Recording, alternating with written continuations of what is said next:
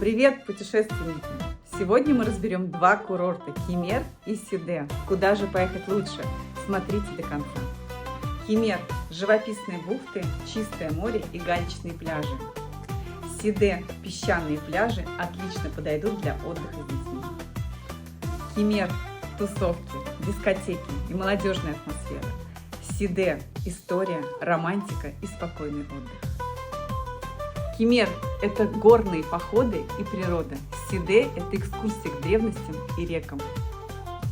А куда бы поехали вы? Пишите в комментариях. Подписывайтесь на нас, чтобы не пропустить новые сравнения.